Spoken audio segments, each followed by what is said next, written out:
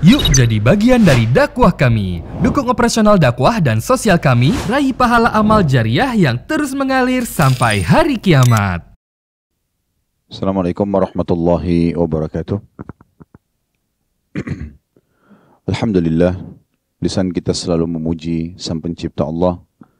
Karena memang sebagai orang muslim dan muslimah, kita diperintahkan agar selalu bersyukur atas nikmat yang dilimpahkan kepada kita. Dan salah satu caranya adalah mengucapkan dengan lisan Alhamdulillah. Dan sebagai seorang muslim juga kita sangat yakin bahwasanya dengan bersyukur, maka nikmat yang sedang kita nikmati untuk roda kehidupan di muka bumi ini, serta juga puncaknya akan menerima balasan nanti di akhirat akan kita raih. Oleh karena itu jadilah orang yang selalu membasahi lidah dan bibirnya dengan kalimat Alhamdulillah. Dan baginda Nabi SAW itu mengucapkan kalimat Alhamdulillah ini dalam setiap keadaan beliau. Dalam sebuah riwayat yang sahih disebutkan, kalau sedang melimpah nikmat, kesehatan, makanan, minuman, pakaian, kesempatan, dan apa saja yang kira-kira merupakan nikmat Allah Subhanahu wa taala, maka beliau mengucapkan Alhamdulillahilladzi bini'matihi tatimmus shalihat.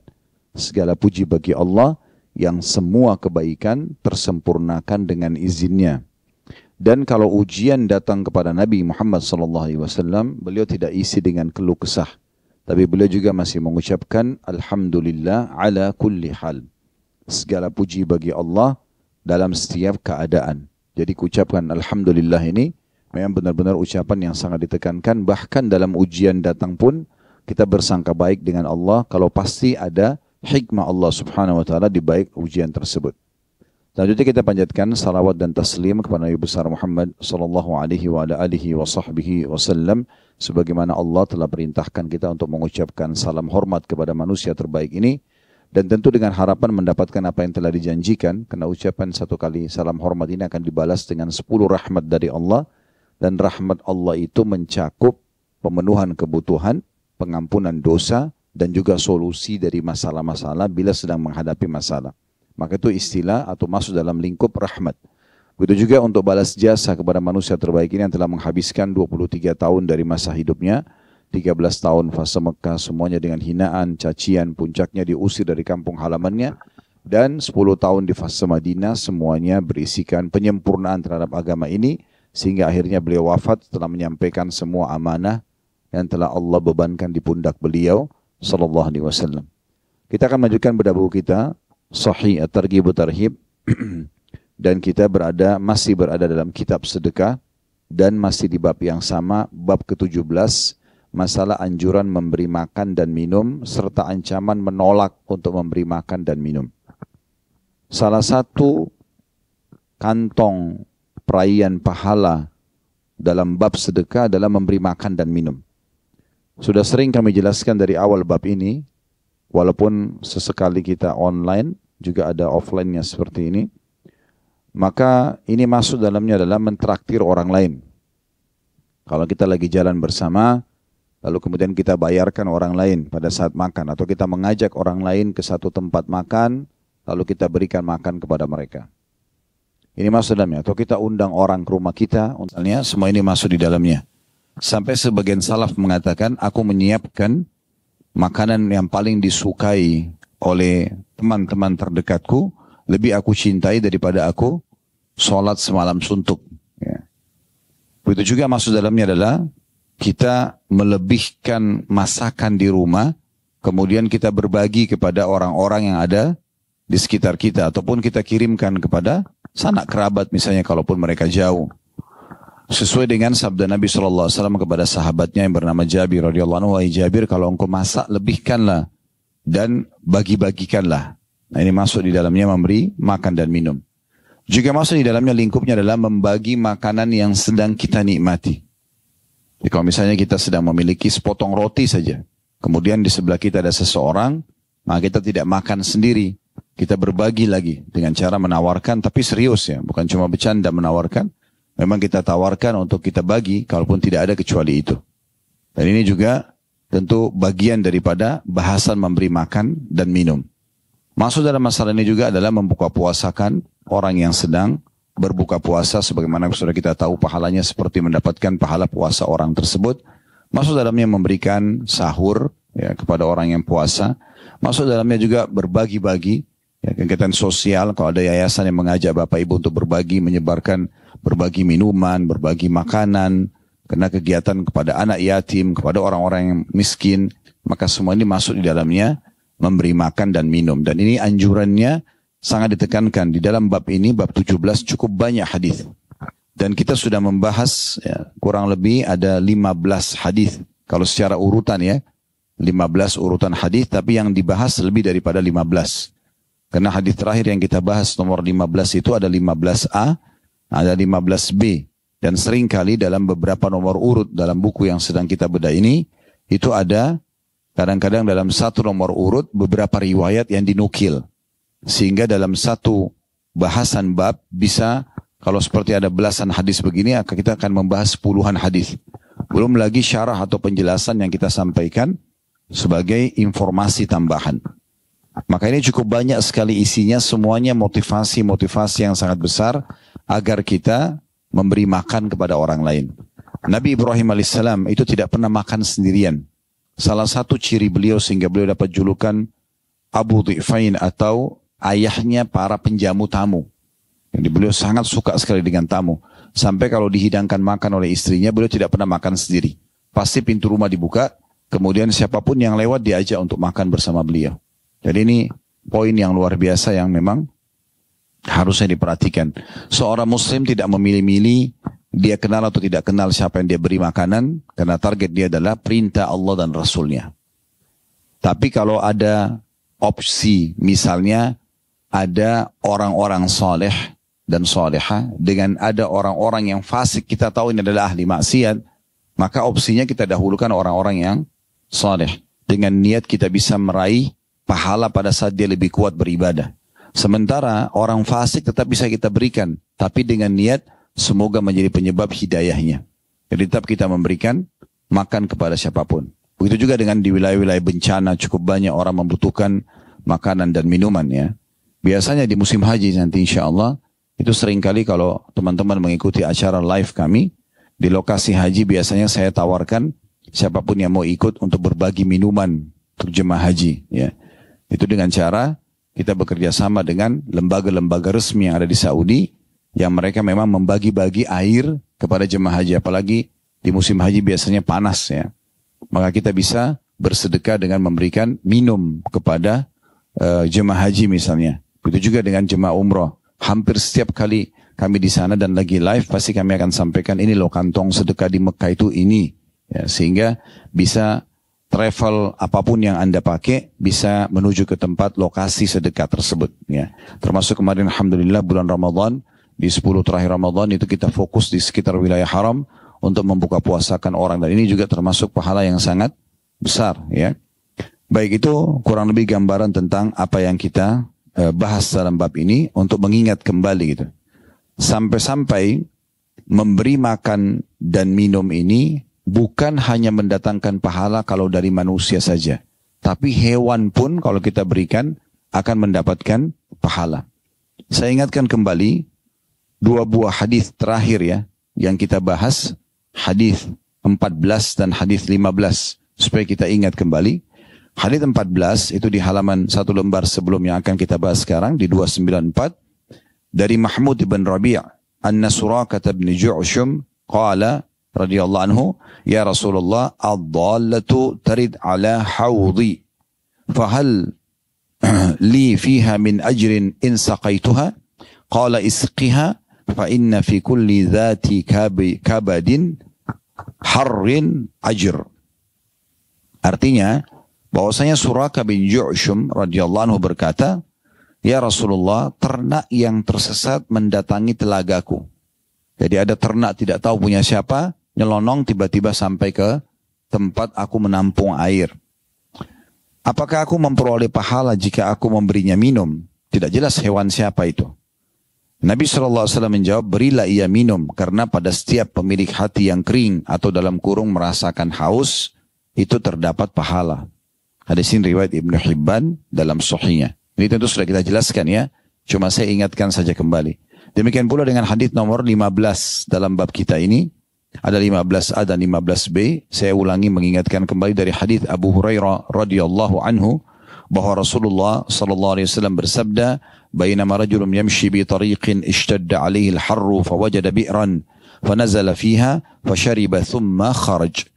فإذا كلب يلهث يأكل الثرى من العطش فقال الرجل لقد بلغ هذا الكلب من العطش مثل الذي كان بلغ مني فنزل البئر فملأ خفه ثم أمسكه بفيه حتى رقي فسقى الكلب فشكر الله له فغفر له قالوا يا رسول الله إن لنا في البهائم أجرا فقال في كل كبد رتبة أجر. Ketika suatu kali atau suatu waktu ada seorang laki-laki berjalan di suatu jalan, kata Nabi SAW, dia sangat kepanasan, lalu dia mendapati sebuah sumur. Jadi karena panasnya cuaca sehingga dia haus, lalu dia temukan ada sumur. Kemudian dia pun turun ke dalamnya, lalu minum, kemudian keluar. Tiba-tiba saja ia melihat ada seekor anjing yang menjulurkan lidahnya menjilat tanah karena kehausan. Pada saat dia keluar dari sumur tersebut, laki-laki itu berkata dalam dirinya, anjing ini mengalami kehausan seperti yang telah aku alami.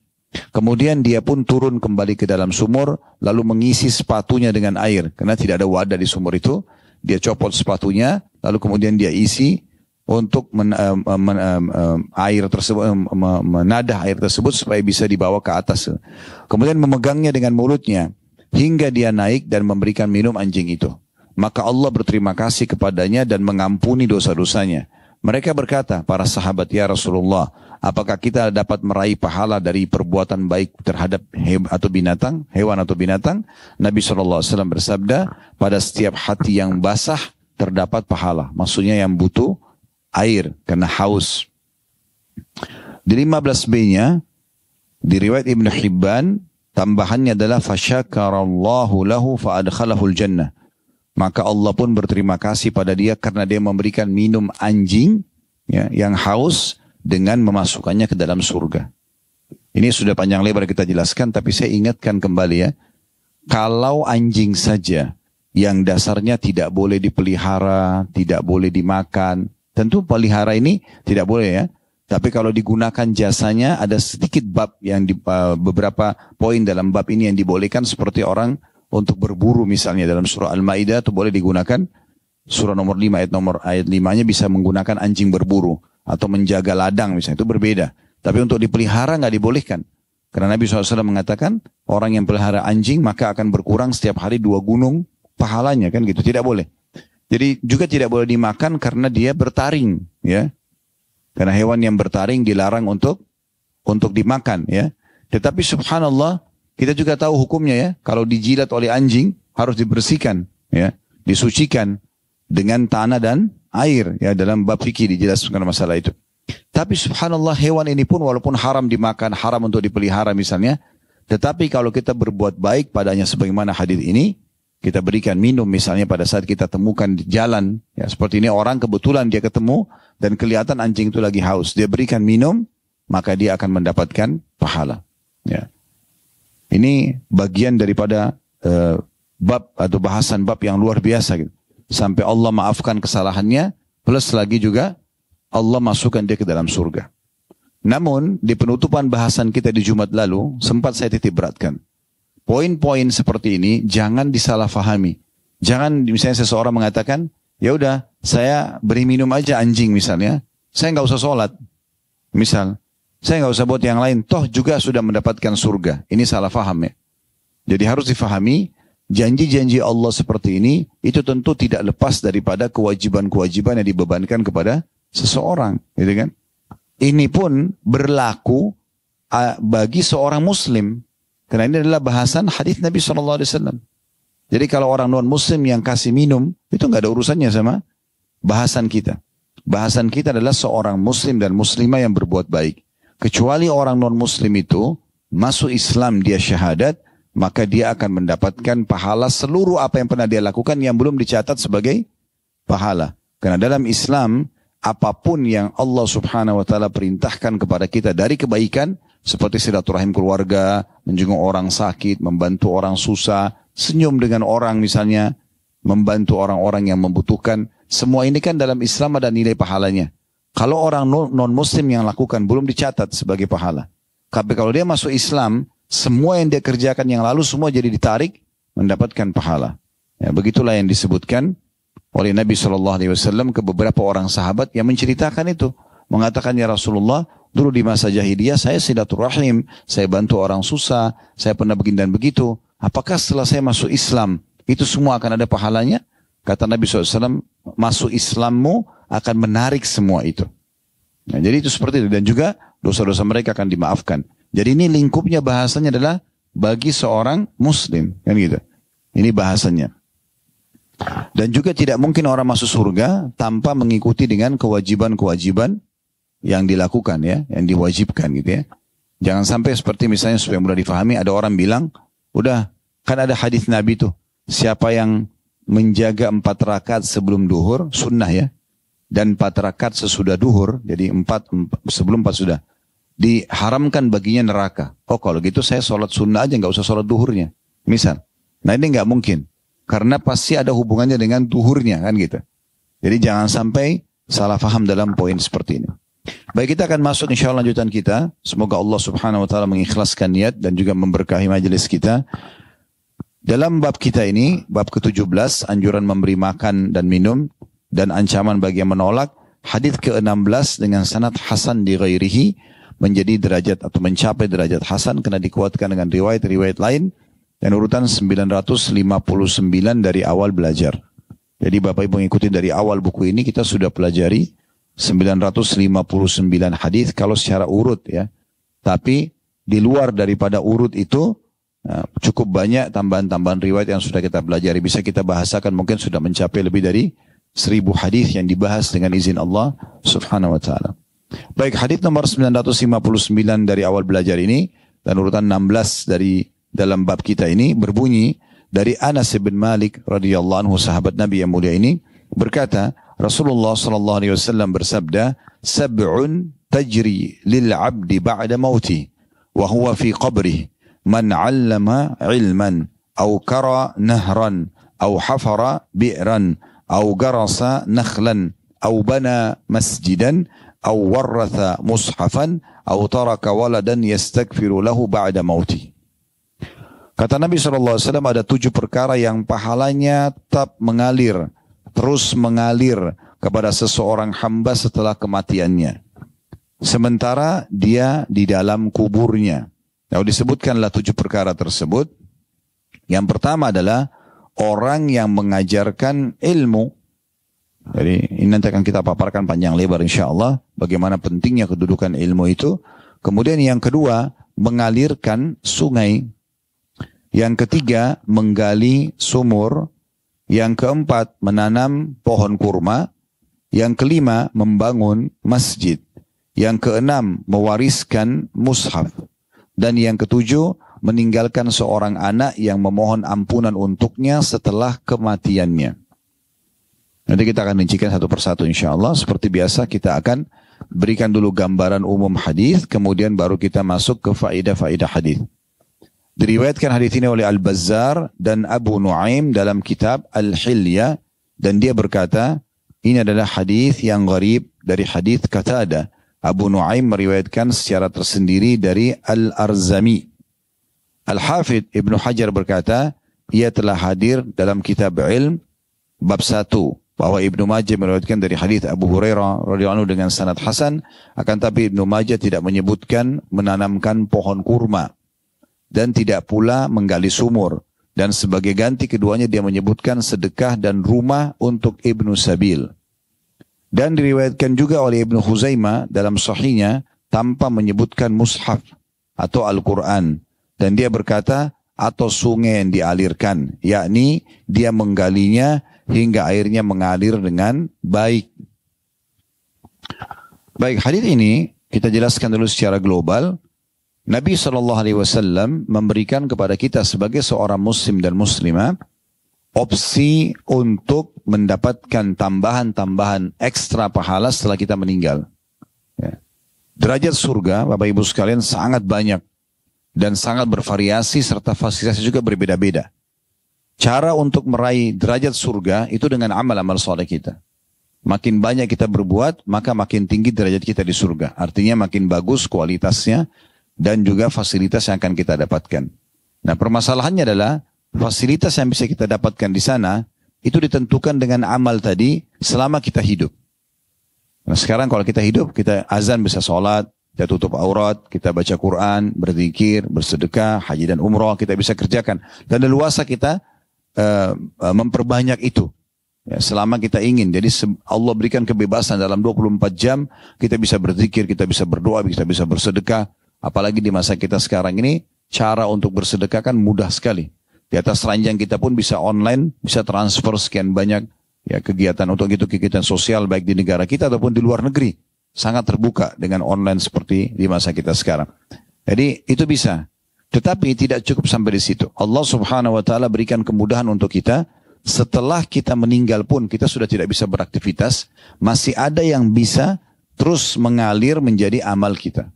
Masih ada yang bisa terus mengalir menjadi amal kita. Tapi ini harus dipersiapkan dari masa hidup kita. Jangan pernah selalu bergantung kepada, oh nanti anak saya yang lakukan. Itu nanti kalau dia lakukan. Tapi selama kita masih hidup, kita sudah punya persiapan untuk itu. Jadi Bapak Ibu sudah punya persiapan. Oleh karena itu dalam hadis ini dirincikan tentang masalah apa saja dari amal-amal yang bisa kita tanam selama kita hidup yang akan nanti terus mengalir sementara kita sudah dikubur dan juga akan menambah timbangan amal soleh kita hari kiamat dan tentu akan meninggikan derajat kita di surga. Sebelum kita bahas hadis ini, saya pernah jelaskan di beberapa bab yang lalu, kalau ada peluang amal soleh Bapak Ibu sekalian, jangan disia-siakan. Karena peluang amal soleh itu belum tentu terulang. Belum tentu terulang. Ada amal soleh yang hanya bisa kita lakukan di waktu itu di tempat itu. Nggak bisa lagi di tempat lain. Contoh misalnya, saya pernah merenung pada saat masuk ke masjid. Kami kaum laki-laki dianjurkan berada di shaf pertama misalnya. Maka shaf pertama itu akan sangat bernilai di waktu itu. Di waktu itu. Jadi begitu iqamah, siapa yang ada di shaf pertama, itu akan mendapatkan nilai tertinggi di waktu itu. Dan tidak terulang lagi. Karena selepas salam, kalau ada orang sholat sunnah masuk di shaf pertama, tidak mendapatkan keutamaan shaf pertama tadi. Kan? Atau dia buat jemaah kedua. Berbeda dengan tadi yang pertama. Maka peluang ini nggak bisa terulang. Kapan seseorang berada di shaf kedua di kali itu, maka dia akan temukan di catatan buku amalnya, sampai hari kiamat nanti, di hari itu, di waktu itu, di sholat itu hanya dapat shaf kedua. Oleh karena itu kita harus jeli. Di saat Allah berikan kesempatan beramal soleh. Dan ada dapat yang terbaik, kejar yang terbaik. Jangan selalu di belakang misalnya. Nah itu kita tarik dalam semua keadaan ya. Bapak Ibu lagi santai duduk. Jadi selain mungkin menjawab WA yang ada. Atau Bapak Ibu pakai media apa sekarang di masa kita ada Telegram dan yang lainnya. Baik luangkan beberapa menit dari waktu kita untuk membaca Al-Quran. Peluang, aplikasi Al-Quran ada dalam handphone kita. Bahkan pernah saya sampaikan yang aplikasi Nakhtim ya. Pernah dulu kami sampaikan di sini. Itu yang namanya Nakhtim. Setiap kali tutup handphone, buka lagi dia lanjutin ayat sebelumnya. Gitu kan. Sehingga kita terus setiap buka, kalau satu hari kita buka 10-20 kali handphone tersebut, berarti lanjut terus ayatnya. Kan gitu. Maka ini kan kita bisa sesuai dengan judul aplikasi itu ya. Ini bukan aplikasi kami, saya cuma dapatkan, tapi saya lihat kok ini menarik benar. Karena setiap kita tutup handphone, dia lanjut ke ayat setelahnya. Yang saat terakhir kita baca, dia lanjutin. Jadi kita bisa sesuai judulnya nakhtim, artinya kita mengkhatam Al-Quran. Contoh, kenapa nggak luangin waktu untuk itu? Kenapa nggak jadikan itu sebagai kesempatan gitu ya? Karena belum tentu terulang lagi. Ada sebuah hadis Nabi SAW yang berbunyi, seingat saya diriwayatkan oleh Al-Baihaqi, ya. Itu orang-orang yang masuk ke dalam surga pun pada hari kiamat, mereka menyesali ya, kesempatan-kesempatan amal soleh selama dunia yang luput dari mereka. Saya sudah masuk surga nih, dapat fasilitas yang luar biasa. Tapi sebenarnya pada saat itu mereka berpikir, coba dulu saya sholat malam tuh, daripada saya tidur, saya paksain bangun, derajat saya sudah sampai ke sana. Coba dulu yang orang miskin datang di depan rumah minta itu saya kasih, mungkin saya dapat derajat yang ini. Tapi sudah nggak ada gunanya lagi. Hanya sekedar penyesalan kalau seandainya dulu ya dia memaksimalkan peluang-peluang untuk beramal soleh. Ya, jadi peluangnya jangan disia-siakan. Di saat memang Allah Subhanahu Wa Taala mudahkan. Walaupun kecil di mata kita ya. Justru yang kecil dan mudah itu jangan disia-siakan. Bersedekah, senyum, apa saja ya. Menasehatin, apa saja yang kita bisa bagi atau kita lakukan. Dan jadikan itu sebagai amal terakhir kita. Kita tidak pernah tahu ajal ya. Bukan menakut-nakuti, tapi bisa saja itu adalah amal terakhir. Mungkin setelah kita melakukan itu, lalu kita meninggal dunia. Ya. Ada kejadian kemarin di Saudi, ada seseorang, dia naik mobil, diceritakan begitu. Dia naik mobil, sewa mobil ya. Dia dengan saudaranya sewa mobil dari satu kota ke kota yang lain. Rupanya mereka ini nggak pernah sholat, anak-anak muda ini, berdua. Tapi kebetulan dia dapat supir yang baik, yang saleh. Tengah jalan, supirnya berhenti lalu mengatakan kepada anak muda ini, ayo kita turun sholat dulu. Entah kenapa pada saat itu, mereka akhirnya mau ikut sholat. Dalam bahasa adik kakak ini, si adik mengatakan, kami tidak pernah sholat sebelumnya. Tapi waktu itu, oke lah, ini kesempatan, ayo kita turun aja sholat dulu. Toh juga nggak ada kerjaan di mobil. Begitu turun, mereka wudhu dan mereka sholat ikut sama supir itu jadi imam. Subhanallah, si kakak pada saat sujud meninggal dunia. Ya. Ajalnya datang dan Allah tutup dengan kebaikan. Ya. Subhanallah, kita tidak pernah tahu kapan amal kita ditutup dengan amal itu. Oleh karena itu setiap peluang amal soleh jangan disia-siakan. Jangan selalu bilang, kan cuman sunnah. Nah ini tidak perlu kita membahasakan karena kan cuman sunnah seakan-akan itu bukan bagian daripada agama dan tidak perlu dikerjakan. Ini keliru. Justru karena sunnah tetap kita kejar. Sampai kapan Bapak Ibu tidak mau sholat qobliyah, tidak mau sholat ba'diyah, tidak mau sholat duha, gak mau sholat malam, gak mau jaga zikir pagi petang, tidak mau baca Al-Quran dan mempelajarinya. Karena dianggap sunnah semuanya, ini kan keliru. Akhirnya orang-orang yang di sekitar kita yang melakukan, mereka akan mendapatkan nanti derajat yang tinggi di surga, dan kita luput, ya kan? Penyesalan nanti terjadi pada saat itu, tapi sudah tidak ada manfaatnya. Oleh itu jangan sia-siakan kesempatan ini. Begitu juga dengan kesempatan dosa, sebaliknya. Kalaupun ada datang kesempatannya, tolak. Karena bisa saja ditutup hidup kita dengan itu. Ini jadi masalah. Akhirnya jadi su'ul khatimah wa na'udzubillah. Meninggal dalam kondisi melakukan dosa. Gitu kan? Nah, ini sebaiknya semua peluangnya kalau datang, syaitan bisikin, kita selalu tolak. Amal soleh itu kita segera kerjakan. Kalau dosa kita tolak. Itu gambarannya. Baik, kita akan masuk ke faedah hadis ya, yang bisa diambil dari hadis ini.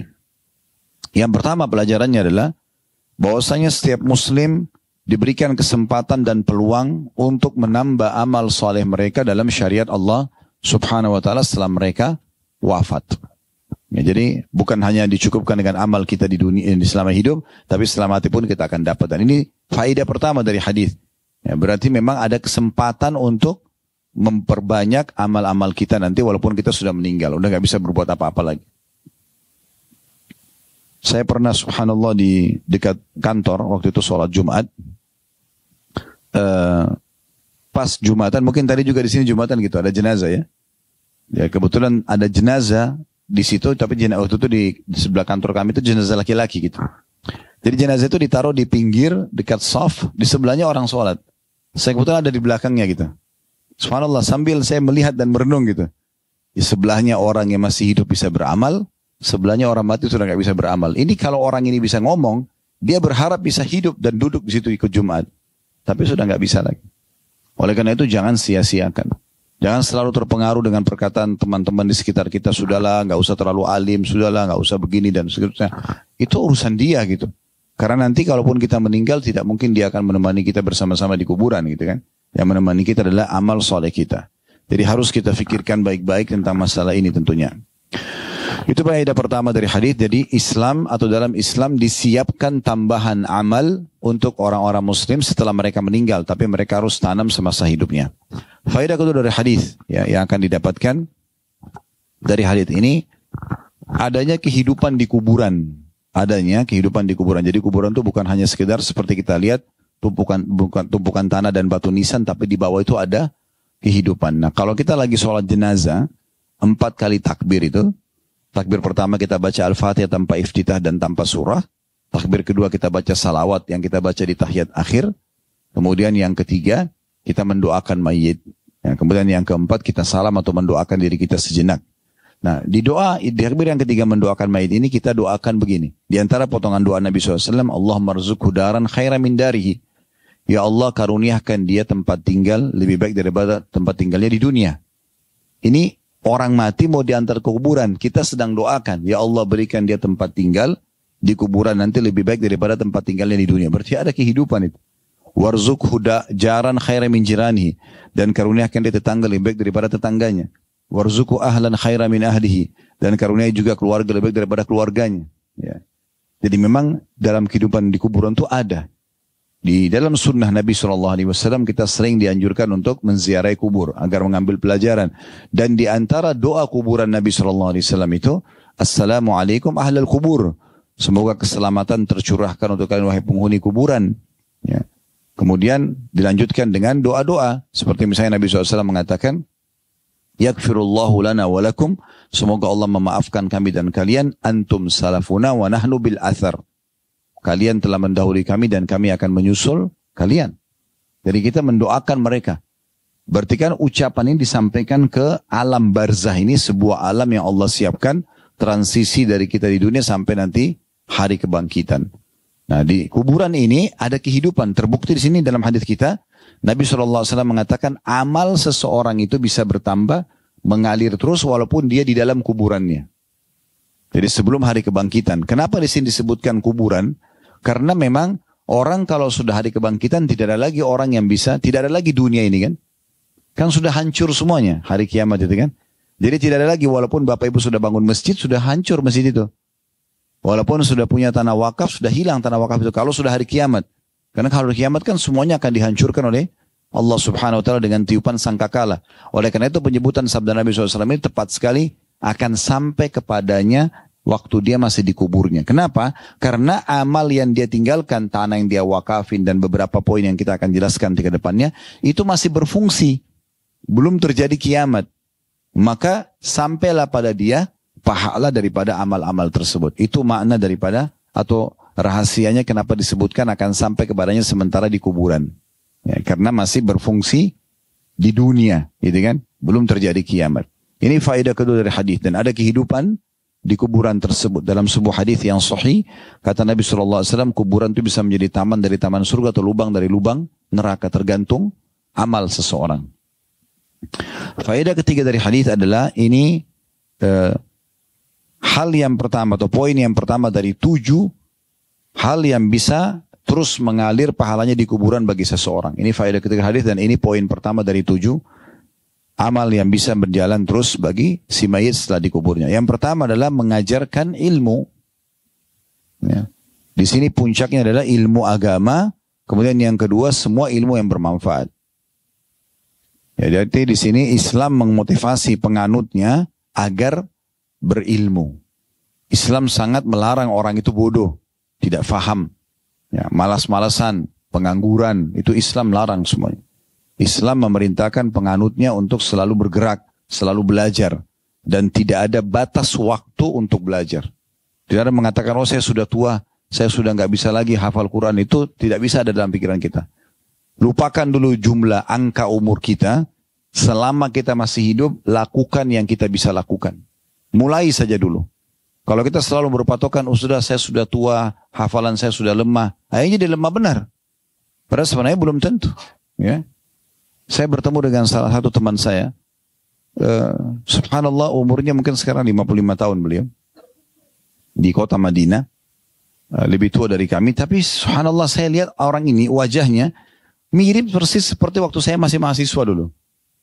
Mungkin masih 20 tahun kayak umur sangat mudah gitu. Terus saya coba mengatakan, Masya Allah ini apa rahasianya? Dia bilang saya nggak pernah pikir umur saya berapa. Saya nggak pernah terbebani dengan umur saya berapa. Bagi saya adalah saya sekarang masih hidup, saya beraktivitas. Subhanallah tidak jadi beban. Jadi orang kalau sudah jadi beban, oh saya sudah sekian, 40, oh 50, oh 60, akhirnya tidak bisa beraktivitas. Ya, tidak bisa beraktivitas. Kemarin untuk kami Ramadan, di pertengahan Ramadan sempat buat program di travel yang Allah amanahkan plus Aqsa. Pas ke Aqsa ada satu ibu subhanallah, umurnya sudah 66 tahun. Beliau pada saat datang, itu pakai kursi roda, dibawain sama anaknya, pakai tempat duduk, kursi segala macam itu. Subhanallah pas tiba di Aqsa karena hotel kita cukup jauh dari masjid. Nah itu hotel yang paling cocok untuk bisa parkir bus, ya, turunkan barang segala macam. Karena sedikit berbeda Masjid Aqsa itu, kita agak sulit untuk masuk ke dalam kota tuanya, ya, yang ada lokasi Masjid Aqsa. Jadi memang umumnya semua di luar kota tua itu, benteng itu, atau tembok itu. Sekitar 1,5 kilometer kita jalan. Hari pertama beliau masih pakai itu ya. Tapi karena kita jalan terus subuh, 1,5 kilometer pergi, 1,5 kilometer pulang. Duhur juga begitu. Walaupun kita kadang-kadang kita kena musafir jamak sama asar, maghrib sama isya juga begitu. Karena sehari ini berapa kali kita bolak-balik, subhanallah, hari kedua, hari ketiga sudah nggak pakai kursi lagi. Nggak pakai lagi tongkat, jalan. Saya lihat, Masya Allah ibu, udah jalan. Iya, alhamdulillah, di sini sehat Ustaz katanya. Rupanya orang kalau tidak jadikan sebagai beban, itu aman buat dia. Cuma kan kalau jadi beban benar. Kan begitu. Jadi jangan sampai kita malah memvakumkan diri kita seakan-akan, sudah nggak mungkin. Nggak ada kata nggak mungkin. Selama kita masih bisa bernafas, semuanya mungkin. Ada satu wanita, stroke di Saudi. Stroke di Saudi. Ini kisah nyata. Tapi beberapa suku besar di Afrika masuk Islam di tangan beliau. Bagaimana ceritanya? Ceritanya itu, dia punya seorang pembantu. Kebetulan pembantunya ini dari Afrika. Nah, kalau setengah saya sih dari Ethiopia pada saat itu. Kemudian dia di Saudi itu biasanya mungkin karena Bapak Ibu sering di sekitar Masjid Haram dan Masjid Nabawi, kalau keluar sedikit aja di kota itu sering kita temukan banyak sekali di sekitar Masjid Haram dan Masjid Nabawi juga ada pembagian buku ya dalam berbagai macam bahasa termasuk bahasa Indonesia. Tapi di sekitar Saudi, sekitar kota yang ada di Saudi itu umumnya kios-kios kecil. Biasanya di masjid itu banyak sekali buku yang ditaruh dalam berbagai macam bahasa. Kita bisa tinggal ambil aja. Rupanya pembantu ibu ini ngambil buku dalam bahasa dia. Terus dia pulang, majikannya ini bilang, dia stroke tapi masih bisa ngomong karena bagian wajahnya tidak masalah, bagian tubuhnya saja. Lalu ibu itu mengatakan, kebetulan dia sebelum stroke ini memang orang mampu gitu, secara ekonomi. Jadi memang finansialnya ada. Maka dia bilang sama pembantunya, buku apa yang kamu baca? Dia bilang ada buku tentang Islam ini. Ya. Dan ini dalam bahasa kami gitu. Terus kata orang ini, coba lihat yayasan mana yang, penerbit mana yang terbitkan. Rupanya itu yayasan sosial. Di bagian lembaran awal ada ditulis yayasan sosial, nomor teleponnya, segala macam. Ada. Terus dia bilang coba telepon. Teleponlah oleh pembantunya. Lalu dia ngobrol. Ibu ini ngobrol gitu. Ini kegiatan buku ini dibagi di mana saja. Oh kami sebarkan kemana-mana termasuk ke negara yang menggunakan bahasa ini. Di sini pun kami letakkan gitu. Lalu kata ibu tersebut saya ingin ikut menyumbang. Ini dalam kondisi dia stroke di atas ranjang ya. Nyumbanglah dia. Sekian banyak buku itu lalu disebarkan di Afrika. Setahun kemudian yayasan tersebut telepon mengatakan berita gembira ibu. Beberapa suku yang di Afrika yang kami bagikan buku ini masuk Islam. Jadi stroke di ranjang masih bisa. Yang penting orang itu produktif dan selalu mengatakan atau selalu menepis pikiran, saya tidak bisa. Saya bisa. Lupakan aja dulu angka umur itu. Karena banyak orang jadi malas beraktivitas justru karena mengatakan, umur saya sudah sekian. Saya tidak mampu. Saya tidak bisa. Padahal sebenarnya tidak ada bahasa itu dalam agama kita. Ya. Nah termasuk di sini amal pertama yang akan terus mengalir bagi seorang hamba pada saat sudah wafat adalah ilmu yang bermanfaat. Puncaknya adalah ilmu agama. Ini Bapak Ibu duduk seperti ini bukan cuma sekedar seremoni dan testimoni saja, tapi memang kita duduk untuk belajar dan mengetahui hukum-hukum Allah Subhanahu wa taala dan juga mengejar apa yang dijanjikan dari amal saleh dan juga menjauhi dari dosa-dosa yang dilarang. Itu tujuannya. Dan dengan belajar seperti ini kan kita punya ilmu. Kita ajarkan juga kepada orang lain. Minimal kepada orang-orang terdekat kita.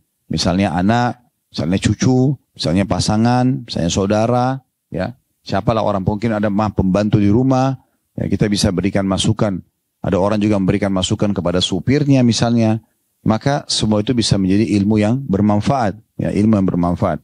Maksud dalam masalah ini adalah selain kita sendiri belajar supaya kita punya ilmu. Kita belajar, kita punya ilmu. Praktekkan hidup kita, kemudian kita ajarkan kepada orang lain. Juga kita memfasilitasi ilmu itu. Kayak kita wakafin tanah, kayak kita bangunkan bangunan sekolah gitu kan. Sehingga atau pesantren atau masjid. sehingga akhirnya dipakai untuk belajar. Nah ini masuk di dalamnya. Karena dia seperti sedang menyebarkan ilmu tersebut. Tapi poin penting, ada beberapa jemaah kami temukan begitu ya. Mereka setelah mengetahui, oh ternyata bersedekah itu akan dapat pahalanya besar. Maka dia sibuk buat sekolah tahfidz Quran. Tapi dia sendiri nggak ikut. Kan sayang sekali ya. Seakan-akan sudahlah cukup mereka saja. Kenapa kita nggak ikut? Mulai saja dulu. Coba saja dulu. Pepatah bahasa Arab mengatakan, jarib ta'rif. Coba dulu kau akan tahu. Sekarang belum coba sudah putus asa duluan. Atau bermalas-malasan karena dipikir orang lain sudah mengerjakannya. Tidak. Ya. Kita mengajarkan kepada anak, kita juga belajar. Kita bangunkan lembaga kepada anak-anak muslim, kita juga ikut belajar. Gitu kan? Terutama yang paling mendasar adalah Al-Quran. Kitabullah yang harus kita tahu. Kan malu sama Allah subhanahu wa ta'ala di umur 40-50 tahun. Tapi kita tidak tahu membaca Al-Quran. Bahkan bacaan sholat pun kita tidak tahu artinya sehingga tidak bisa khusyuk. Lalu kemana kita sekian tahun ini? Kenapa kita tidak belajar gitu kan? Nah ini ilmu yang bermanfaat. Jadi kita bisa ya belajar untuk diri kita sendiri. Kemudian kita ajarkan, juga kita membantu pengembangan daripada lembaga-lembaga pendidikan yang ada. Masuk dalam masalah ini yang poin pertama ya, berhubungan dengan ilmu bermanfaat, ilmu agama. Poin yang kedua adalah ilmu umum.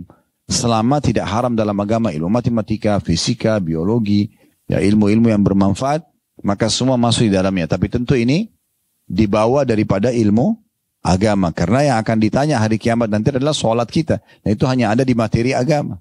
Puasa kita. Dan seterusnya. Ya. Oleh karena itu materi agama ini bukan opsional tapi kewajiban. Bukan pilihan. Ya, sayang sekali kalau hanya diadakan pendidikan agama Islam sepekan sekali cuma 1 jam. Ini sayang sekali. Harusnya dia setiap hari ya, sekian jam dipelajari dan terus rutin setiap harinya. Sehingga akhlak-akhlak siswa dan siswi kita akan baik. Karena Islam mengajarkan baik kan. Jujur, amanah, tanggung jawab, bakti sama orang tua, dan seterusnya. Dan melarang yang buruk. Gak boleh menipu, gak boleh memukul, gak boleh menggunjing, gak boleh memfitnah. Jadi orang-orang kalau belajar Islam itu akan jadi baik sebenarnya. Jadi jangan dibatasin, sayang sekali. Atau ada juga orang sibuk membuat dirinya atau anaknya ya belajar umum. Dan sama sekali tidak dekat dengan agama. Seakan-akan agama tidak penting. Subhanallah. Ya. Ada pernah saya temukan sebuah statement yang saya perlu luruskan. Kalau belajar agama nanti mau kerja di mana? Kalau belajar agama nanti ya mungkin kehidupannya susah. Ini dari mana ini statementnya? Gitu kan? Dari mana statementnya ini? Ini semua tidak benar. Tidak ada larangan, tidak ada halangan bagi orang yang belajar agama untuk meraih prestasi tertinggi. Nggak ada larangan. Gitu kan? Bahkan di masa Nabi SAW, tolok ukur untuk menjadi raja, pengganti Nabi SAW Abu Bakar. Siapa Abu Bakar? Orang yang terbaik dari sisi pemahaman agama dari umat ini di masa itu. Makanya Umar pun mengatakan itu pada saat menawarkan Abu Bakar untuk menjadi khalifah. Begitu juga dengan Umar, begitu juga dengan Utsman, begitu juga dengan Ali, Khulafaur Rasyidin radhiyallahu anhum ajma'in. Mereka menjadikan tolok ukur justru agamanya. Dan Allah bukakan pintu rezeki. Kami pun pribadi coba praktekin, tidak ada halangannya. Waktu kami belajar SMP, SMA, S1, S2, jurusan agama, nggak menghalangi rezeki itu datang. Sama sekali nggak menghalangi. Bahkan sangat terbuka rezeki itu, dan kita jadi tahu, bahkan dengan ilmu agama mana boleh, mana yang nggak boleh. Dibandingkan kita tidak punya modal agama, sehingga akhirnya kedepannya pendapatannya tidak tahu ini halal atau tidak. Berapa banyak rumah tangga rusak kena pendapatan haram. Berapa banyak anak yang nakal kena pendapatan haram. Bahkan ada anak yang membunuh orang tuanya kena pendapatan haram. Allah lahirkan dari rahim dia, dari sperma dia, pembunuh dia sendiri. Kena pendapatan yang haram. Nah, tidak paham ini halal atau tidak. Itu haram atau halal itu. Nah ini poin penting untuk kita garis bawahi tentunya. Jadi jangan pernah berpikir seperti itu. Karena orang jurusan agama pun, misalnya S1-nya, S2-nya dia bisa ambil jurusan lain, S3-nya bisa jurusan lain, dan semua ilmu selain ilmu agama bisa kita kursus. Bisa kursus. Mau belajar komputer bisa kursus, mau belajar bahasa Inggris bisa kursus, tapi agama nggak bisa kursus. Nggak bisa. Maka kita kalau kursus agama atau pesantren kilat biasa orang bilang, itu cuma inti-inti poinnya, bukan belajar. Nggak bisa. Jadi agama tidak bisa, bukan pilihan memang ya. Sayang sekali. sehingga akhirnya menjadi menyebar di tengah-tengah komunitas keluarga muslim ya. Di negara kita ini seakan-akan tidak penting untuk tahu agama. Nanti ya, kalau mau tanya agama, tanya aja pada ustaz. Kenapa Anda tidak jadi ustaz? Tanya pada ustaz. Kenapa Anda tidak jadi ustaz? Kan belum terlambat. Saya sudah bilang tadi, poinnya tidak ada kata terlambat. Tidak ada kata putus asa. Kita selalu merasa diri kita bisa. Lupain dulu angka umurnya, terus belajar. Semoga Allah subhanahu wa ta'ala mudahkan. Saya kemarin sempat lihat cuplikan di salah satu TV nasional Saudi. Ada satu bapak umurnya 65 tahun. Dan dia baru saja mengkhatam 30 juz hafal Quran. Ya. 65 tahun umurnya. Gitu. Terus diwawancarai, bagaimana Anda bisa hafal Quran di umur ini? Dia bilang, saya tadinya, beliau seorang pengusaha beliau. Sampai 50 tahun, 55 tahun saya sibuk dengan bisnis saya. Tapi saya akhirnya melihat anak saya memang saya sekolahkan agama. Saya melihat pegawai-pegawai saya pada dekat dengan agama. Saya bertanya pada diri saya sendiri, kenapa saya tidak dekat diri sama agama? Maka mulai dari umur 62 tahun, dia bilang, saya mulai hafal Quran. Saya mulai saya dulu. Saya tidak ingat masalah angka umur saya. Saya mulai, di umur 65 tahun dia mengkhatam 30 juz. Yang penting orang memulai dulu kan. Ini poin penting berhubungan dengan masalah ini. Karena ini poin pertama dari 7 poin yang akan terus mengalir setelah kita meninggal dunia. Ilmu yang bermanfaat.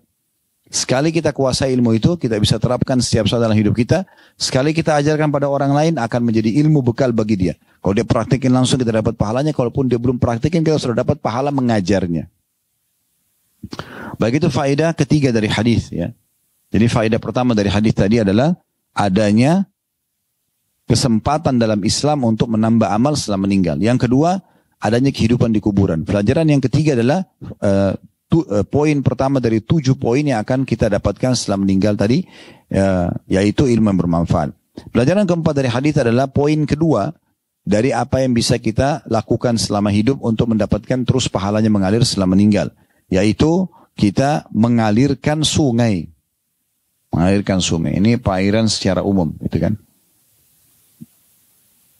Jadi mungkin memang proyek besar, tetapi kalau kita bisa melakukan ini, ya maka ini akan menjadi amal jariah yang luar biasa, ya karena sungai akan bermanfaat selalu airnya, gitu kan. Akan dipakai oleh orang-orang. Apakah dia pakai seperti di perkampungan orang pakai masak, orang pakai mencuci dan segala macam, bersuci, ya. Kemudian selanjutnya yang ketiga yang bisa mengalir juga, ini mirip dengan yang kedua ya. Ini faedah yang kelima dari hadis, yaitu menggali sumur. Nah, kalau tadi sungai yang mengalir, kalau sumur yang vakum di situ kan gitu. Nah, ini semua juga bisa jadi amal jariah. Tentu sungai akan lebih besar manfaatnya karena airnya terus mengalir, tapi kalau sumur maka akan lingkup di sekitar situ saja. Tapi tetap juga sama, ya. Sumur-sumur ini perlu kita gali dimanapun yang Allah mudahkan gitu kan. Dimanapun yang Allah mudahkan gitu. Saya kemarin duduk sama salah satu teman di kota Madinah. Beliau kebetulan bekerja sama salah satu mahasiswa beliau. Karena beliau dosen dari Afrika. Kemudian beliau perlihatkan dari Sri Lanka, dari Afrika. Ini kegiatan, rupanya murid-murid saya ini pulang. Mereka buat yayasan sosial, mereka gali sumur. Jadi cukup banyak. Mereka bangun masjid segala macam. Itu luar biasa aktivitasnya. Dan sangat murah biayanya gitu. Ya. Saya juga kemarin sempat mengalihkan beberapa dana dari yayasan kami yang Allah amanahkan untuk sumur ke wilayah-wilayah tersebut. Karena sangat dibutuhkan oleh umat Islam di sana. Karena mereka di beberapa negara itu minoritas gitu. Tapi kita bicara lingkup di negara kita saja. Menggali sumur bagian daripada hal yang besar sekali manfaatnya. Selama ada airnya dengan izin Allah SWT. Sebenarnya sih airnya ada atau nanti dia kering itu saya melihat ya dengan kacamata spiritual atau secara keimanan, itu tergantung daripada niat seseorang. Subhanallah, ada masjid yang dibangun sederhana oleh orang, tapi karena dia niat ikhlas, ratusan tahun masjid itu tidak ada masalah. Mungkin ada orang yang hanya karena ingin riya, mungkin baru berapa bulan dibangun, sudah nggak dipakai masjid itu. Cukup banyak kejadian seperti itu ya, termasuk masalah sumur ini. Di kota Madinah kan ada sumurnya Utsman bin Affan, sudah 1400 tahun yang lalu. Masih ada airnya sampai sekarang. Masih mengalir sampai sekarang. Sampai kalau kami lagi umroh, seringkali kami ajak jemaah salah satu tempat yang kami datangi untuk tur di sekitar Masjid Nabawi adalah building bangunan yang hotel yang ditulis itu Wakaf Utsman bin Affan. Tulisannya begitu besar-besar, Wakaf Utsman bin Affan. Yang uniknya nih, saya temukan informasinya di kota Madinah. Ternyata hotel itu dibangun dari uang yang diambil dari kebun kurmanya Utsman bin Affan yang masih ada sampai sekarang. Dan di dekatnya itu ada sumur yang pernah beliau beli dari zaman Nabi. Waktu perang Tabuk, peperangan terakhir Nabi SAW. Dan Nabi bilang siapa yang membeli sumur itu dia akan dapat surga. Maka Utsman begitu dengar surga, datang ke orang Yahudi pemilik sumur langsung beli, gak pakai negosiasi. Saya pernah nilai dalam rupiah itu, uang dirham yang beliau bayarkan kepada Yahudi itu kurang lebih 2,5 miliar. Gak ada sumur semahal itu di masa itu lagi. Tapi Utsman bayar, dia gak peduli karena jaminannya surga. Karena keikhlasan itu sumurnya sampai sekarang masih mengalir. Bisa dipakai 1400 tahun yang lalu. Dan di sekitar sumur rupanya ada pohon-pohon kurma. Dibeli sama Utsman, ditanam pohon kurma. Jadi itu jadi perkebunan kurma sekaligus dengan sumurnya gitu. Nah waktu Utsman beli, dia wakafin untuk umat Islam. Pasukan yang berangkat ke Tabuk sekitar 30.000 orang, itu ambil air semua dari sana. Maka Nabi SAW mengatakan sesuai dengan janjinya. Siapa yang membeli sumur rumat, sumur itu yang dipakai pada saat itu, maka baginya surga. Maka Utsman beli. Setelah itu, Utsman bin Affan sampai beliau wafat, sampai sebelum wafat beliau jadikan sebagai program sosial. Sumurnya, airnya boleh siapa saja ambil, hasil kebun kurmanya dibagi semua. Nah di zaman Ali bin Abi Thalib, setelah Utsman meninggal, Ali menjadikannya sebagai program pemerintah. Allah lahirkan itu dalam diri Ali ingin menjadikan sebagai program pemerintah. Akhirnya sumur dan kebun kurma diurus oleh pemerintah resmi. Ternyata itu turun-temurun. Ali bin Abi Thalib meninggal, datang berdiri dinasti pertama dalam Islam Umayyah. Dari tahun 40 Hijriah sampai 132 Hijriah. Semua rajanya menjadikan itu program sosial. Dilanjutkan program pemerintah. Kemudian datang Abbasiyah. 132 Hijriah sampai 500 atau 656 Hijriah sama juga. Datang Utsmaniyah juga sama, jadikan sebagai program pemerintah. Datang pemerintah Saudi sekarang jadikan program pemerintah. Tapi pemerintah Saudi buat sedikit unik programnya. Jadi hasil dari kebun kurma itu tidak semuanya dibagikan. Tapi ada yang dibagikan, ada yang dijual, kemudian uangnya ditaruh di satu rekening atas nama Utsman bin Affan. Orang mati tapi masih punya rekening, ini unik benar. Begitu ikhlasnya beliau beli sumur itu tadinya, gara-gara beli sumur itu sampai sekarang punya rekening, dan tidak ada di dunia ini orang mati masih punya rekening berjalan, terus bertambah saldonya kecuali Utsman itu. Ya, kemudian hasil karena banyak sekali uang yang masuk dari rekening itu, karena kan kurma hasil panennya juga banyak banget itu, sehingga akhirnya menjadi melimpah uang tersebut oleh pemerintah Saudi yang oleh lembaga yang wakaf yang memegang itu atas nama pemerintah Saudi, membeli tanah yang dulu itu tanah rumahnya Utsman bin Affan. Dulu waktu beliau hidup. Setelah meninggal ahli warisnya bagi semua. Itu dibeli lagi, dibangun hotel sekarang. Ditulis Wakaf Utsman bin Affan. Dan itu terus hasil hotelnya masuk lagi ke rekening dia. Terus begitu.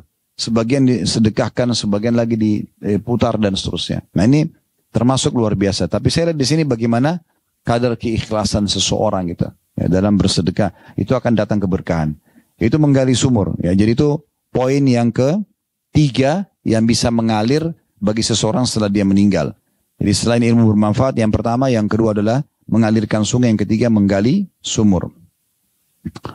Yang keempat dari 7 amalan ini, ya, dan ini faedahnya yang keenam, ya, faedah yang keenam dari hadis, yaitu menanam pohon kurma. Menanam pohon kurma. Di sini yang disebutkan pohon kurma dalam hadis, karena memang pohon kurma ini umurnya panjang, hasilnya juga banyak, ya. Dan di masa itu umumnya orang memang menanam pohon kurma, terutama di kota Madinah. Tapi apakah masuk dalam ini kalau orang tanam pohon lain, kayak pohon kelapa, pohon mangga? Tentu saja masuk dalam masalah itu. Apapun pohon, ya, karena ada hadis-hadis Nabi SAW yang lain yang berbunyi, tidak ada seseorang yang menanam pohon, ya, kemudian mendapatkan manfaat dari pohon tersebut, manusia, jin, hewan, kecuali akan menjadi pahala bagi orang yang menanamnya. Pohon apapun ya, termasuk bukan pohon buah misalnya, kita tanam sebuah pohon itu tumbuh besar, hidup sekian tahun misalnya pohon itu, dan orang bernaung di bawahnya pada saat hujan, ya, menjadi rindang lokasi itu dan seterusnya, ini tetap akan jadi pahala. Tetapi kenapa kurma yang disebutkan sini? Karena kurma itu kurma, zaitun, ya. Kalau di Timur Tengah ya, kalau di Indonesia itu pohon kelapa. Nah ini yang panjang umurnya. Karena pohon-pohon ini umurnya panjang ya. Bahkan di Palestina kemarin untuk kami ke sana itu ada diyakini oleh masyarakat sekitar ada pohon zaitun sudah sampai 3.000 tahun umurnya. Ya. Dan pada saat kami ke Turki, salah satu tour leadernya, tapi memang saya percaya kepada beliau karena memang orangnya Masya Allah agamis gitu ya. Kami tidak pakai sembarangan tour leader, karena tour leader kadang-kadang ada yang juga tidak sholat ya, dan segala macam. Tapi ini Masya Allah orangnya baik. Dan dia cerita ada salah satu wilayah, disebut namanya saya lupa sekarang, satu kota di Turki. Itu rata-rata umur orang di sana di atas 90 tahun. Kalau ada yang meninggal kurang dari 90 tahun, mereka bertanya-tanya. Seperti itulah. Itu tradisi yang ada di situ. Dan kemudian teman saya ini bilang, saya pernah datang ke sana tanya, apa rahasianya kalian di sini bisa panjang umur? Betul takdir Allah SWT. Rupanya di situ mereka tidak pernah lepas konsumsi minyak zaitun setiap hari. Ya. Zaitun karena pohonnya umurnya panjang, Allahu a'lam, mungkin ada berpengaruh dengan kesehatan. Akhirnya orang pun kuasa Allah SWT. Ini kita bicara secara teoritis ya. Nah, seperti itu. Baik, intinya sebenarnya menanam pohon kurma. Karena kita di Indonesia tidak ada pohon kurma. Mungkin kalaupun ada sedikit, kita bisa alihkan ke pohon yang lain. Pohon yang lain ya. Seperti misalnya Bapak Ibu bisa datang ke pesantren mana, terus titipkan tanam pohon, atau ada program pemerintah, penghijauan di mana kita ikut menyumbang. Maka itu semua insya Allah masuk ya dalam masalah ini. Kemudian selanjutnya itu amal yang keempat ya, dan ini faedah keenam dari hadis. Sekarang kita masuk amal yang kelima yang bisa mengalir terus setelah meninggal, dan ini adalah faedah yang ketujuh dari hadis, membangun masjid. Ya. Di zaman Nabi SAW beliau pernah menyampaikan sampai membangun rumah Allah di muka bumi atau masjid akan dibangunkan baginya istana di surga. Maka ada satu sahabat mengatakan begini, ya Rasulullah, tidak semua orang bisa bangun masjid. Karena pikiran beliau ini biayanya besar. Kan satu masjid itu kan lumayan besar. Tidak mungkin masjid itu kecil. Karena orang pakai sholat. Dan orang muslim tentu yang faham masalah ini, dia tahu kalau makin besar dia buat masjid, maka makin banyak orang yang sholat, makin banyak pahalanya, otomatis begitu. Maka dia mengatakannya, Rasulullah, tidak semua orang bisa bangun masjid. Kata Nabi SAW, Allah akan memberikan pahala mendapatkan istana di surga walaupun orang hanya membangun masjid seperti sarang burung saja. Artinya sesuai dengan kemampuan dia. Jadi kalau ada masjid lagi renovasi, mau dibangun, di sini akan dibangun masjid ini, ikut aja nyumbang. Karena uang yang kita sumbang itu walaupun kecil, kalau digabung dengan uang-uang yang lain, akhirnya dibebaskan tanah, belikan batu untuk pondasi, besi, apa saja, maka akan termasuk kita sudah dapat istana di surga. Dan sekaligus saya sampaikan, kalau seandainya Bapak Ibu lewat di satu masjid, kan sering di Indonesia begitu. Di Jakarta kita lihat ya, banyak masjid yang minta sumbangan di pinggir jalan. Kita lewat nih, kita udah kasih misalnya kali ini. Kita jalan pagi, pas kita pulang, kotak amalnya masih ada. Kasih aja lagi. Jangan bilang, oh tadi saya sudah kasih. Tadi itu sudah dicatat oleh malaikat. Sekarang masih ada kesempatan. Kalau sehari bisa 5 kali kita nyumbang. Kenapa tidak? Gitu kan? Tapi kadang-kadang orang melepaskan dirinya dari kesempatan mendapatkan pahala dan mengulang-ulanginya. Tidak ada masalah.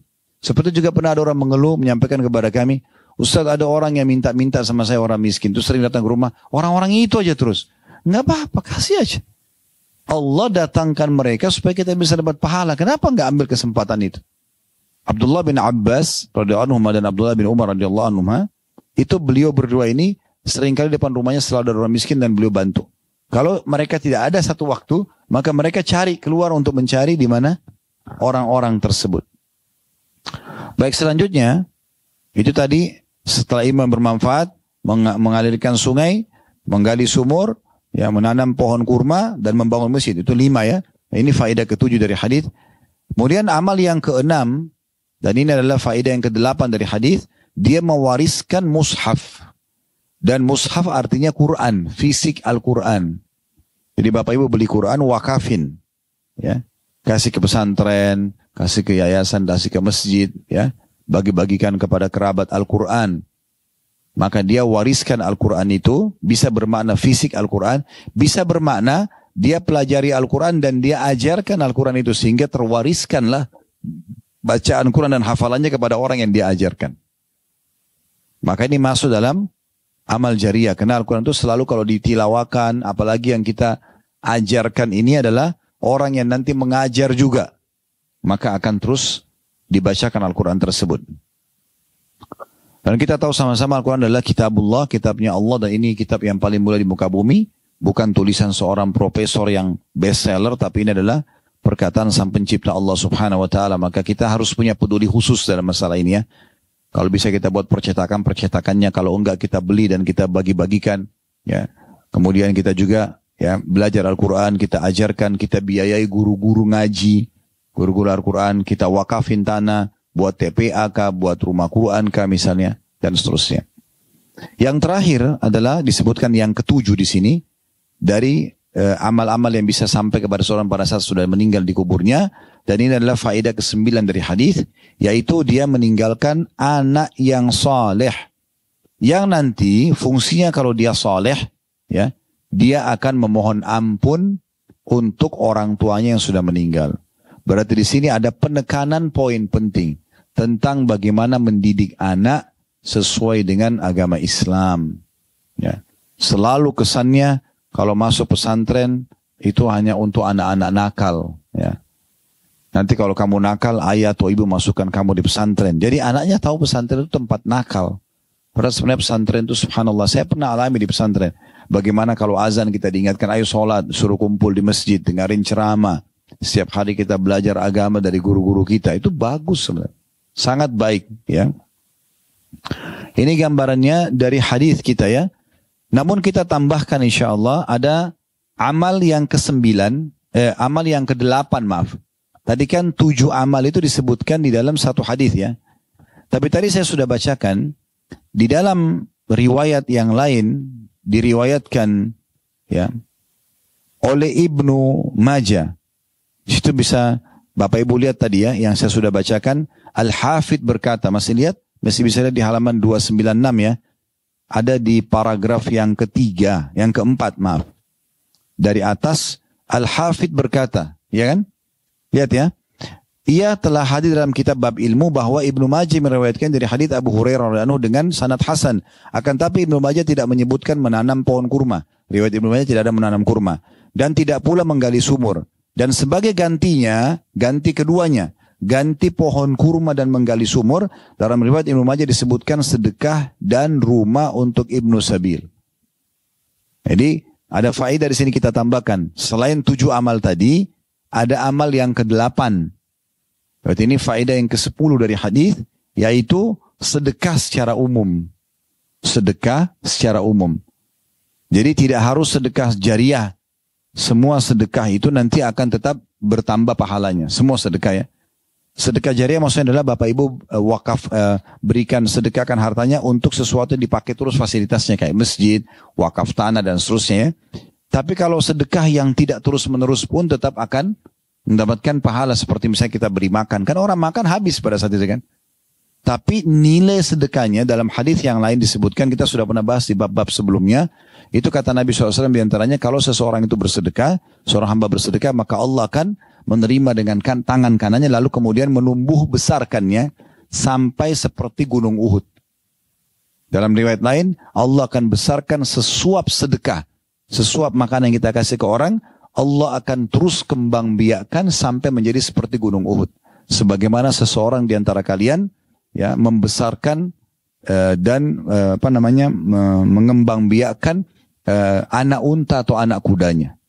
Jadi semua sedekah itu memang akan mendapatkan tambahan pahala yang terus mengalir. Ya, baik itu jariah atau yang tidak gitu kan. Baik, itu faedah yang ke-10 dan ini berarti amal yang ke-9. Amal yang ke-8.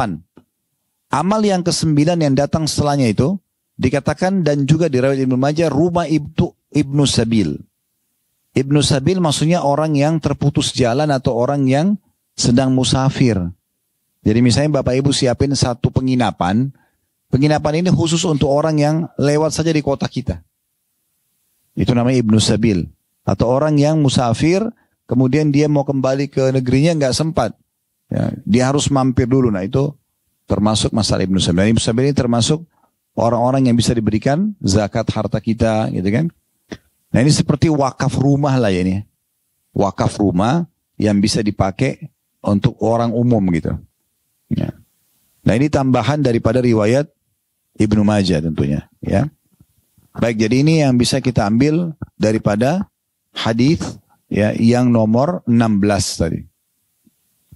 Baik, kita akan masuk ke hadis kita yang kita bahas terakhir pada siang ini. Ada 2 buah hadis di sini ya. Hadis ke-17 dengan hasan di ghairihi menjadi hasan karena dikuatkan dengan riwayat-riwayat lain. Urutan 960 dari awal belajar berbunyi, dan diriwayatkan pula dari Abu Hurairah radhiyallahu anhu dari Nabi sallallahu alaihi wasallam, beliau bersabda, "Laisa shadaqatun a'zama ajran min ma." Tidak ada sedekah ya kata Nabi sallallahu alaihi wasallam yang lebih baik daripada ya atau lebih besar daripada air. Air itu yang paling besar. Apakah tadi sungai, apakah tadi sumur, apakah kita membagi-bagi minum ya. Sekarang itu ada program yang bagus tuh ya. Kalau bisa kita lakukan tuh bagus banget. Itu kita beli alat filter yang kemudian memfilter air sumur atau air keran, kemudian bisa layak untuk minum. Ya. Nah itu insya Allah kami pun di Ihsan akan kembangkan itu. Kita akan letakkan nanti di masjid-masjid. Jadi di setiap misalnya satu wilayah ada masjid, di situ kita coba galikan sumur, kemudian pasangin filter air jadi air layak minum. Boleh semua masyarakat sekitar itu menikmatinya. Nah, ini kan sangat menarik itu programnya. Jadi dia mirip sumur sebenarnya. Cuman kalau sumur kan ada yang bisa langsung diminum, ada juga orang masak dulu. Tapi kalau ini yang sudah dipasangin filter, ya itu maka seperti orang biasa jual air isi ulang ya. Nah itu kan pakai filter tuh. Ya, alat seperti itu kita beli, kemudian kita taruh di masjid. Ya. Nah masjid di situ yang nanti sekitar masjid itu orang-orang masyarakat bisa menikmatinya. Terutama di wilayah-wilayah yang membutuhkan. Nah, ini termasuk juga amal yang luar biasa gitu. Ya. Nah kalau hadis nomor 17 ini kita hanya tambahkan faidahnya tentang masalah ya masuknya global bahasan tentang sedekah air. Tapi saya sudah tambahkan tadi salah satunya adalah program ini. Bisa juga kita buat program selalu bagi-bagi air ya. Bagi-bagi air minum. Ya. Tadi saya sudah bilang di awal pertemuan kita di musim haji. Bisa titipin kepada teman-teman yang lagi di sana. Kalau Bapak Ibu berminat nanti bisa hubungi juga yayasan kami. Kami punya program itu di musim haji nanti ya. Insya Allah tanggal 19 Juni nanti saya berangkat dengan jemaah. Maka di sana nanti kita akan buat program itu. Sementara nanti kita di Mina, di Arafah, di Muzdalifah kita akan ikut berbagi air untuk jemaah haji kita. Baik, itu hadis nomor 17. Kita langsung masuk ke hadis nomor 18 ya. Ya. Hadis nomor 18 ini dengan sanad sahih urutan 961 dari awal belajar berbunyi dari Anas radhiyallahu anhu, anna Sa'dan atan Nabiy sallallahu alaihi wasallam faqala ya Rasulullah inna ummi tuwfiyat wa lam tusi afa yanfa'uha an atasaddaq anha qala na'am wa 'alaika bil ma'. Bahwasanya Sa'ad radhiyallahu anhu mendatangi Nabi sallallahu alaihi wasallam dan berkata, ya Rasulullah, ibuku telah wafat sementara dia tidak berwasiat. Artinya tidak mengatakan tolong harta saya ini buat sedekah ini ya. Tidak ada wasiat beliau. Jika aku bersedekah untuknya setelah beliau meninggal, apakah itu akan berguna baginya? Kata Nabi SAW, iya. Dan ambillah air untuk disedekahkan. Atau pilihlah sedekah air untuk orang yang sudah meninggal. Diriwayatkan oleh Tabarani dalam Mu'jam al-Awsat dan rawi-rawinya dijadikan hujjah dalam As-Sahih. Tadi saya bilang hadis 18 terakhir ya, tapi saya lihat hadis 19 ini semakna. Maka saya bacakan hadis 19-nya sekaligus kita jelaskan insyaAllah. Hasan di ghairihi, derajatnya menjadi hasan karena dikuatkan dengan riwayat-riwayat lain. Urutan 960 dari awal belajar berbunyi dari Sa'ad bin Ubadah radhiyallahu anhu, dia berkata, qultu ya Rasulullah inna ummi matat fa ayyu sadaqati afdal? Qala al-ma' fahafara bi'ran wa qala hadhihi li ummi Sa'ad. Aku berkata, kata Sa'ad bin Ubadah radhiyallahu anhu, ya Rasulullah, sungguhnya ibuku telah wafat, maka sedekah apa yang paling utama untuknya? Jadi yang paling besar pahalanya dan paling besar manfaatnya buat ibuku yang sudah meninggal. Kata Nabi SAW, air. Lalu Sa'ad pun menggali sumur dan dia berkata, ini wakaf untuk ibu Sa'ad. Diriwayatkan oleh Abu Daud dan lafaz ini adalah lafaznya Abu Daud. Ibnu Majah dan Ibnu Khuzaimah juga menyebutkan dalam sahih. Ibnu Majah meriwayatkan dan Ibnu Khuzaimah juga menyebutkan dalam sahihnya. Hanya saja dia berkata, jika hadits ini adalah sahih. Jadi Ibnu Hibban dalam sahihnya menyebutkan lafaz hadis, qultu ya Rasulullah ayyu shadaqati afdal, qala saqyul ma. Aku berkata ya Rasulullah, sedekah apa yang paling utama? Maka beliau menjawab, memberi minum. Al-Hakim meriwayatkan senada dengan Ibnu Hibban dan dia berkata sahih berdasarkan syarat keduanya atau Bukhari dan juga Muslim. Ini semua di bawah ini saya tidak bacakan lagi karena ini adalah cuma penjelasan masalah riwayat-riwayatnya ya, riwayat-riwayatnya. Saya akan ini soalnya di hadis nomor 22 ada pasal sendiri tentang masalah orang yang justru tidak mau bersedekah dengan memberi makan dan minum ya. Jadi nomor 20 dan nomor 21 itu adalah lanjutan bahasan tentang masalah keutamaan memberi makan dan minum. Saya melihat ini saya akan bacakan juga karena ini satu bahasan ya. Sehingga kedepannya kita hanya masuk bahasan tentang ancaman orang yang tidak mau memberi makan dan minum dari hadis nomor 22 itu. Baik, hadis nomor 20 dengan sanad sahih urutan 963 dari awal belajar berbunyi dari Jabir radhiyallahu anhu bahwa Rasulullah sallallahu alaihi wasallam bersabda, man hafara ma'an lam yashrab minhu kabidun harrun min jin wala insin wala ta'ir illa ajarahu Allahu yaumal qiyamah. Barang siapa yang menggali sumur, menggali air dalam kurung sumur ya, maka tidaklah dalam kurung seekor makhluk yang memiliki hati yang kering, maksudnya dalam kurung karena haus, dari kalangan jin, manusia dan burung yang meminumnya, melainkan Allah akan memberinya pahala pada hari kiamat. Hadis riwayat Bukhari dalam tarikhnya dan Ibnu Khuzaimah dalam sahihnya. Baik, ini hadis juga berhubungan dengan masalah memberi minum kepada orang. Ya. Yang terakhir hadis nomor 21 dengan sanad sahih. Ya. Di situ disebutkan maqtu, maksudnya terputus ya, ada terputus jalurnya, tapi Syekh Albani mensahihkannya. Nomor 964 dari awal belajar berbunyi, Al-Baihaqi berkata dalam makna ini, kisah Syekh kami Al-Hakim Abu Abdillah. Maksudnya ada kisah berhubungan dengan masalah menggali sumur ini. Ada manfaat yang didapatkan. Bahwa di wajahnya terdapat luka dan dia mengobatinya dengan berbagai pengobatan tapi belum juga sembuh. Itu berlangsung hampir 1 tahun. Lalu dia meminta kepada Ustadz Imam Abu Uthman As-Sabuni agar mendoakannya di majelisnya pada hari Jumat. Maka dia pun mendoakannya dan para hadirin mengamininya. Dan Jumat berikutnya ada seorang wanita melempar secari kertas yang isinya adalah bahwa dia pulang ke rumahnya. Lalu di malam itu dia bersungguh-sungguh mendoakan untuk kesembuhan Al-Hakim Abu Abdillah. Dalam tidurnya dia melihat Rasulullah SAW seolah-olah berkata kepadanya, katakan kepada Abu Abdillah agar melapangkan air untuk kaum muslimin. Lalu kertas itu dibawa kepada Al-Hakim. Lalu dia pun memerintahkan membangun tempat minum di pintu rumahnya. Setelah dibangun, dia memerintahkan agar dipenuhi dengan air, lalu diletakkan di dalamnya air dingin yang beku atau es, lalu orang-orang meminumnya. Satu minggu belum berlalu kecuali kesembuhan telah terlihat dan luka-luka itu pun hilang, tidak berbekas dan wajahnya bersih kembali dan dia hidup sesudahnya beberapa tahun. Baik, dari hadis-hadis ini ya, kita mulai tadi dari hadis ya nomor 17 ya, sudah kita jelaskan. Sekarang kita masuk hadis nomor 18, 19, 20 dan juga riwayat nomor 21. Dari hadis nomor 18 dan 19 kita melihat pelajaran pertama yang bisa diambil bahwasanya salah satu amal yang sampai kepada seseorang setelah wafat adalah amal yang dikerjakan oleh ahli warisnya. Di antaranya anak di sini.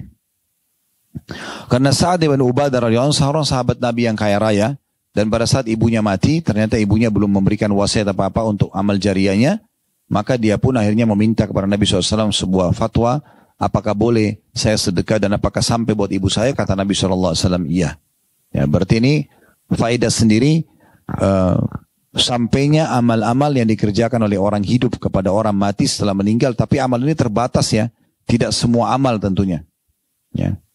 Jadi tidak bisa kita misalnya sholat duhur, lalu kemudian kita sholat duhur lagi setelahnya untuk ibu kita yang sudah mati, itu nggak bisa karena nggak ada hadisnya. Yang ada di sini kan yang disebutkan. Jadi kita ada batasan pada hal-hal yang dibolehkan dalam syariat. Faedah kedua dari hadis adalah pentingnya seseorang untuk berwasiat. Jadi kalau bapak ibu masih hidup seperti sekarang, coba tulis wasiat.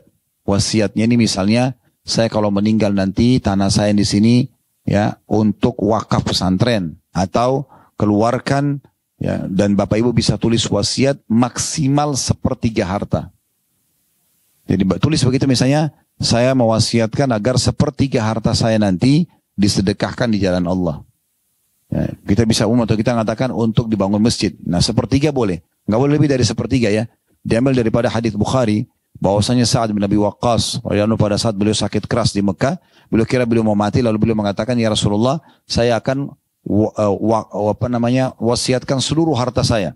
Semuanya untuk di jalan Allah gitu. Karena saya cuma punya satu anak perempuan. Kata Nabi SAW, jangan, itu banyak sekali. Kemudian beliau mengatakan, kalau itu setengahnya. Kata Nabi SAW, masih banyak.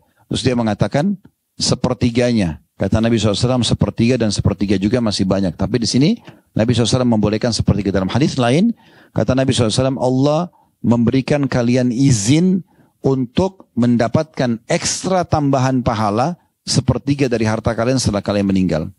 Atau kita boleh wasiatkan.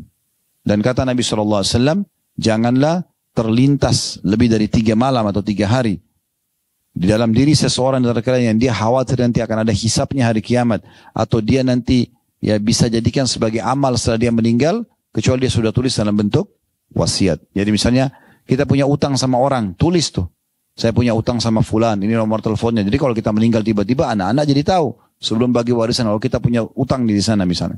Atau tulis tadi wasiat, saya wasiatkan agar 1/3 harta saya diwakafin untuk ini dan itu misalnya. Nah ini yang dimaksud dengan wasiat. Kemudian pelajaran yang ketiga yang bisa diambil adalah pentingnya setiap anak harus peduli terhadap orang tuanya yang sudah meninggal. Jadi nggak boleh dia tidak peduli lagi. Ya, tidak pernah doakan, tidak pernah sedekah, ya, tidak pernah mengingat lagi orang tuanya. Hanya dia dengan alamnya sendiri. Karena bakti dengan orang tua bisa terjadi pada saat mereka hidup dan pada saat mereka sudah meninggal. Dua-duanya bisa. Ya. Pada saat mereka hidup kita dengan cara silaturahim keluarga, kita penuhi kebutuhannya, kita jenguk kalau sakit dan seterusnya, antar dan penuhi hajatnya misalnya. Kalau dia sudah meninggal dengan doa, ya, dengan sedekah, dengan haji dan umroh, ya, dengan tadi menggali sumur, membagikan Quran dan seterusnya. Dan saran kami saja, Bapak Ibu kalau sedang bersedekah, selalu niatkan untuk kita dan kedua orang tua kita. Sehingga kita dapat pahala sedekah, sekaligus dapat pahala bakti sama kedua orang tua. Jadi kalau kita mau kasih apapun sama orang, makanan, minuman, selalu niat dalam hati antara kita sama Allah saja, ini buat saya sama kedua orang tua saya. Selalu ikutkan kedua orang tua. Mereka dapat pahala, kita dapat pahala, plus kita dapat lagi ekstra pahala bakti dengan orang tua kita. Ya. Kemudian yang keempat faedahnya adalah besarnya keutamaan sedekah dengan air. Ya, apapun itu sifatnya ya. Bisa tadi kita sungai, bisa sumur. Ya. Di sini Sa'ad menggali sumur buat ibunya setelah mendengar dari Nabi SAW. Ya. Kemudian dalam riwayat, itu tadi riwayat nomor 18 dan 19. Riwayat nomor 19 yang riwayat yang kedua, maka waktu ditanya kepada Nabi SAW, sedekah apa yang paling afdal bagi mayit? Maka beliau mengatakan adalah memberi air. Ya. Dan kita bisa lihat di hadis nomor 20, bahwasanya siapapun yang menggali air atau menyiapkan air, dan yang ambil faedah di situ jin. Kita kan tidak bisa lihat jin ya. Tapi bagaimana dia bisa dapat manfaat dari tersebut? Misalnya kita buat sumur, ada jin kita nggak lihat tapi dia minum, tetap dicatat pahala. Ada manusia kita tidak kenal, ikut minum di sumur itu dan dapat pahalanya. Bahkan di sini dikatakan juga burung-burung yang datang ngambil faedah daripada air tersebut juga kita akan dapat pahalanya. Ya. Kemudian yang terakhir kita tutup dengan hadis nomor 21 tadi tentang kisah ya Al-Hakim tadi. Al-Hakim atau Al-Hakim Abu Abdillah. Di wajahnya ada luka yang tidak sembuh-sembuh sudah 1 tahun. Dia sudah berobat sana sini. Maka dia memohon kepada salah satu syekh atau alim pada saat itu yang bernama Imam Abu Uthman As-Sabuni. Agar mendoakan, tolong doakan saya. Maka Imam Abu Uthman pun ini mendoakan dia dan diamini oleh masyarakat yang ada di masjid pada saat itu di taklim. Setelah itu ada satu ibu yang mengirim sebuah secari kertas mengatakan saya akan doakan Al-Hakim secara khusus.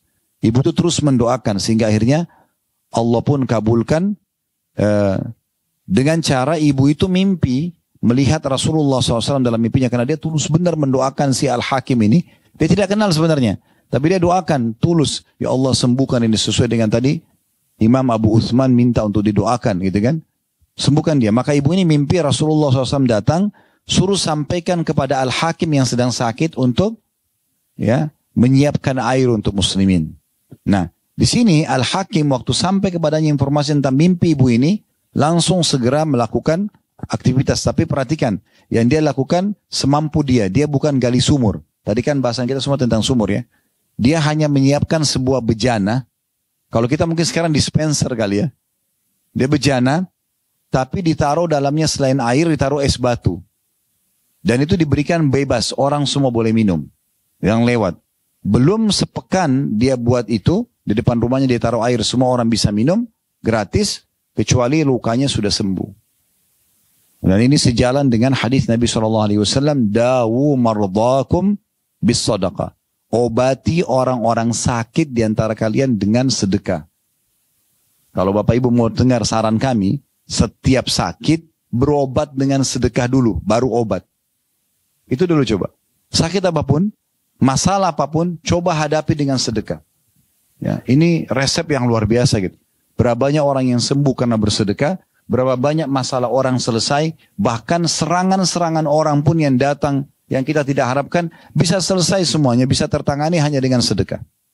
Ada salah satu jemaah kami membahasakan itu luar biasa. Allah bukan rezeki yang luar biasa. Dia mengatakan, Ustaz, saya malah kalau sedang ada masalah, makin besar masalahnya, makin banyak saya sedekahkan. Dan selesai urusan. Memang begitu cara menghadapinya. Baru kemudian kita ikhtiar medis. Ini sebuah konsep yang berhubungan sekali dengan bahasan kita, karena bahasan kita tentang kitab sedekah. Ya. Baik, ini bahasannya insyaAllah. InsyaAllah kedepannya kita akan lanjutkan sisa hadis dalam bab kita ini. Subhanallah bermanfaat. Subhanakallahumma bihamdika. Asyhadu an la ilaha illa anta astaghfiruka wa atubu ilaik. Wassalamualaikum warahmatullahi wabarakatuh.